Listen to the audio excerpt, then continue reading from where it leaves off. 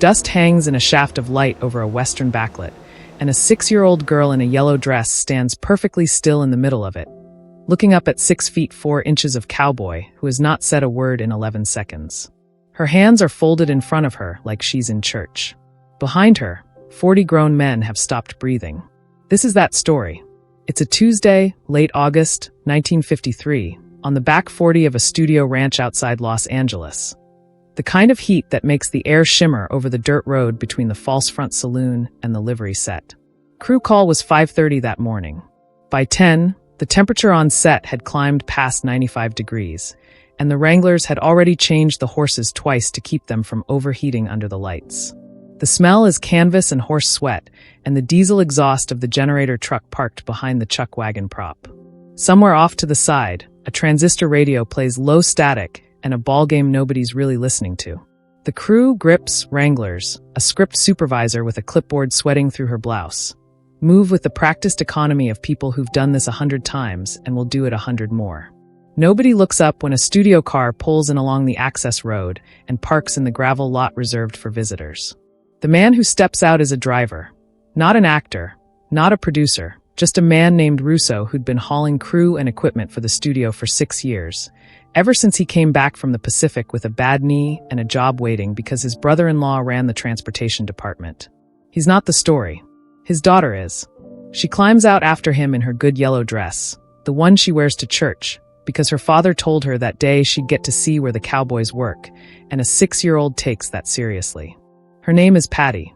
Her father had explained, in the careful, rehearsed way fathers explain things they've said before, that they were going to visit, and she could look but not touch, and she was not, under any circumstances, to wander.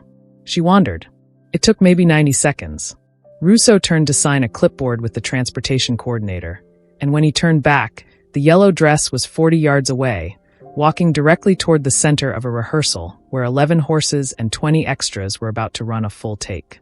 The first assistant director saw her before anyone else did, and what happened next, nobody on that set expected. He didn't shout. He'd learned, the hard way, that shouting at a child in the middle of moving horses was the surest way to make her run the wrong direction. He started walking, fast, controlled, the kind of walk men use when they're trying not to look like they're panicking. But here's where it changes. John Wayne was already closer. He'd been standing at the edge of the saloon set in his working clothes. Not costume yet, just a plain shirt, suspenders, the boots he wore between takes because the wardrobe boots pinched, running lines under his breath with the second AD. He didn't have a line in this scene. He had nothing to do with the rehearsal at all. But he was the one who saw the dress against the dirt before anyone said a word, and he was already moving before the AD finished his second step. He didn't run. That was the thing people remembered after. He never ran, not once, not even then. He walked the way a man walks when he has already decided exactly where he is going and exactly how much time he has to get there, which in this case was about 4 seconds, and he made it in 3. He reached her, dropped to one knee in the dirt without breaking stride, and put one hand, a hand that dwarfed her entire shoulder, against her back, turning her gently out of the path of the horses and into the shade of the saloon awning, all in the same motion a man might use to close a door. The lead wrangler, 15 feet away with both reins still in his fists, said the air went out of the whole set in that half second. Not from pain, from realization of how close it had actually been. Patty did not cry. She looked up, way up, at the man crouched in front of her, and the first thing she noticed, she'd say years later, were his hands. Not his face, not his height. His hands. They were enormous and rough and scarred along one knuckle, and they had just moved faster and more gently than anything she'd seen a grown-up's hands do. Russo arrived seconds later, breathless, already starting to apologize, already reaching to scoop his daughter up and away. The universal instinct of a parent who has just watched the worst thing almost happen. Wayne stayed where he was, on one knee, eye level with the girl, and said the only thing he said in that whole sequence. "You're all right. Just stand right here a second." 3 words she could understand. One she'd carry the rest of her life. The crew didn't. Disperse. They should have. The AD was already calling for positions. The horses needed to settle. There was a day's schedule bleeding away in real time. But for a long moment nobody moved, because something in the stillness of that small scene held them there. Even the radio seemed to go quiet, though nobody actually touched the dial. It was Patty who broke it. She was still looking at his hands when she asked the question, in the unguarded, sideways way children ask the questions adults spend years avoiding. "Did you know my daddy in the war?" Wayne hadn't. He'd never met Russo before that summer, knew him only as the quiet man who drove the equipment truck and never said much. But the question wasn't really about whether he'd known her father in the war. The girl had been told her father was in the war, came home, and was different after. Quieter, the bad knee, the nights her mother said not to mind.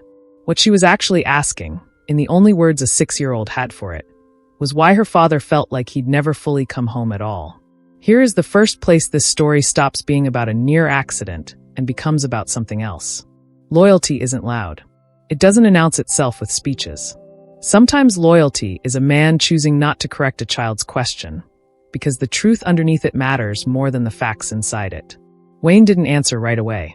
He looked past her once at Russo, a look that asked permission without asking out loud, and got a small, helpless nod back, the nod of a father who didn't know how to answer this either and was grateful someone else might try. "No," Wayne said. "I didn't know him over there. But I know him here. And I'll tell you something about men who came home different. The war didn't take the best part of your daddy. It just left him quiet for a while, carrying it. That's not the same as gone. It wasn't poetry. It wasn't supposed to be. It was a working man's answer to a child's impossible question, delivered the way he delivered everything. Without performance, without reaching for more than the moment needed." Patty considered this with the total seriousness of a 6-year-old processing something enormous. "Is he going to stop being quiet?" "Some days," Wayne said. "Not every day. But some." The script supervisor, who had been standing close enough to hear all of it, would say later that this was the moment she had to turn around and pretend to check her pages, because her eyes had filled up and she didn't want the girl to see a grown woman crying over something the girl didn't yet understand was sad. The second philosophical anchor of this story isn't in what Wayne said. It's in what he didn't do. He didn't tell her father was a hero. He didn't tell her the war was worth it, or explain it, or wrap it in a flag. He told her the only true thing available to him in that moment. That quiet isn't the same as gone. And let that be enough, because action without honesty is just performance, and he had no interest in performing for a child who deserved better than that. He stood, finally, dusting his knee off, and for the first time since he'd dropped down beside her, he looked like exactly what he was. A very tall man in plain work clothes on a hot Tuesday, with a day's filming still ahead of him. He put his hand briefly on Russo's shoulder, the kind of gesture between men that requires no translation, and said only, "Get her some water before you head back," and walked back toward the saloon set like nothing unusual had happened at all. But something had. 3 grips who'd been setting up the dolly track had stopped entirely and were standing with their hands still on the rails, not moving. The lead wrangler hadn't remounted.